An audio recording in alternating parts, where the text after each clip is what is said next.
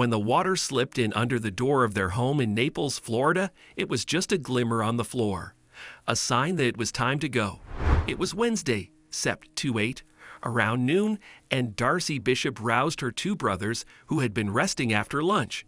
She pulled the wheelchair up to the oldest, Russell Rocho, 67, and heaved him into it before slipping his feet into black Velcro shoes.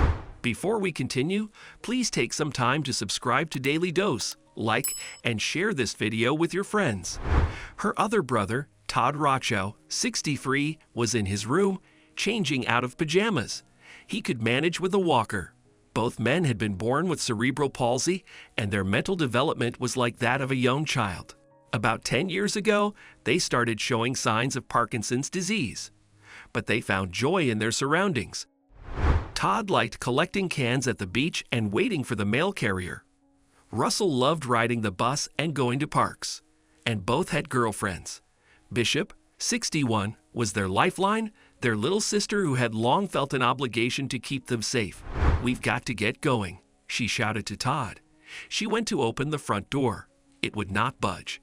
The weight of the water on the other side had cemented it shut. She rushed to try the door to the garage. It, too, was stuck. Behind it was Todd's walker. That's when the house the three siblings shared with their parents began to flood. It went from ankle deep to knee deep in less than 5 minutes, Bishop said. "I just knew that there was no way out." As Hurricane Ian bore down on Florida, many residents who stayed put found themselves unable to leave if they tried. For hours they were forced to fight heavy winds and attempt to escape flooding inside long-loved homes that had become frightening, deadly traps. Within days, around 100 deaths in the state would be attributed to the hurricane, many of them older residents who drowned. Bishop had watched over her brothers since she was a child while her parents ran a leather and fur cleaning service. As an adult, she had always lived near or with Russell and Todd, overseeing their medications and appointments at great cost to her personal life. "I've been married a couple times. Nobody wanted to deal with all the drama, so none of that lasted," she said.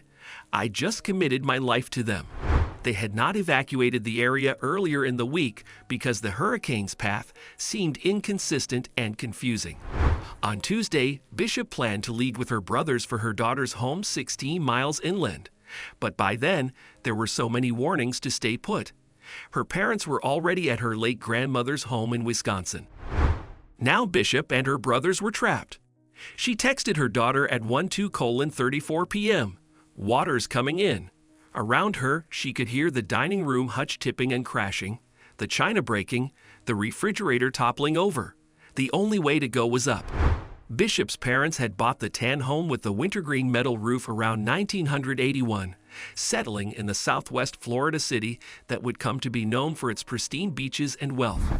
The home, located on a main inlet to the Gulf of Mexico, was not in great condition.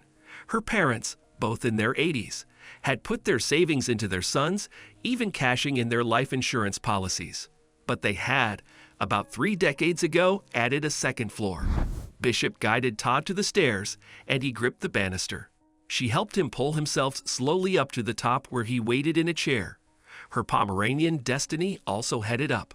But stairs were impossible for Russell, who could not walk nor bend his stiff legs. "I'm trying to pull him up the stairs, and he's yelling, 'I can't, I can't,' and he's slipping and sliding," Bishop said. She had undergone knee replacement surgery in August because of a torn meniscus suffered while pushing Russell in his wheelchair up a hill. The stitches had just been taken out, and she had been warned to keep her scar dry. It was now submerged in brown and brackish water. Bishop yanked on the handles of Russell's medical gait belt, but he was nearly 170 pounds. She tried every position possible, switching from pushing to pulling, and managed to get him up a few carpeted steps. But the water followed. "Russ, try to get on your butt and put your hands up on the stairs. Try to help me," she pleaded. He didn't understand. Bishop called 911 and was told someone would come soon. But out the window she could already see patio furniture, boats and cars floating by. It would be a while before anyone could get to them.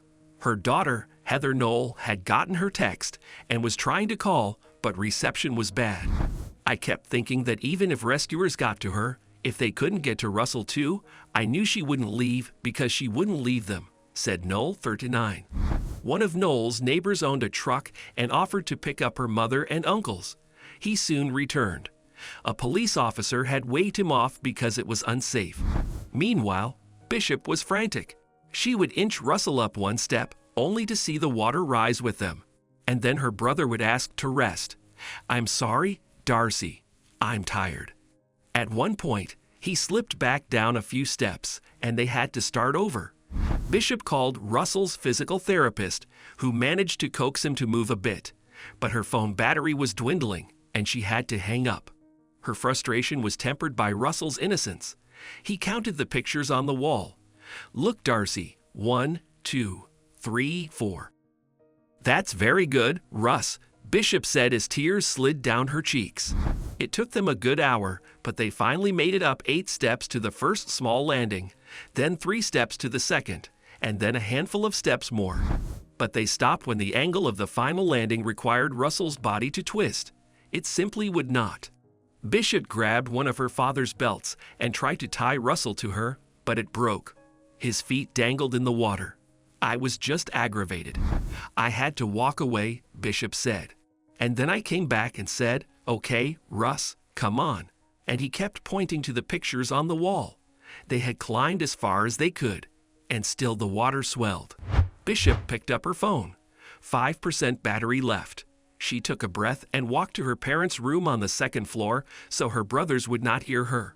Then she called her mother to say goodbye. "I'm sorry," she said, crying, "but I don't think we're going to make it. I love you guys. I did all I could. I just wanted to call and tell you." Her mother tried to reassure her. The phone went dead. Bishop returned to Russell on the stairs and placed sofa cushions and pillows around him to make him comfortable. She sat down beside him and waited. But after a while, she noticed the water start to recede. Hours passed as she stared, watching its slow retreat. At around 6:30 p.m., Russell said, "Somebody's downstairs." Bishop called out, "Hello? Hello? Who's there?" It was her granddaughter's cousin, Hans Walters. He lived nearby and had heard she was in trouble. Walters, 28, standing in waist-deep water, instructed 2 of his friends to go to his house and fetch canoes.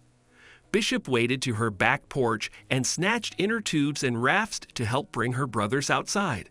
There, they were hoisted into the canoes. Russell's floating wheelchair was tossed in as well, although parts were missing. Bishop grabbed a laundry basket and loaded it with medications, birth certificates, health records. She put her dog on a raft and tied the house door shut with an electrical cord from a vacuum before pushing herself away. Outside, the wind kept knocking her over. She saw that water had nearly reached the top of the garage, the cars drowned inside. It seemed to take forever to get to a dry patch to finally be driven to her anxious daughter. When Bishop tells the story of her escape, she sobs at the part where she could not leave her brothers. She is exhausted and her legs are bruised.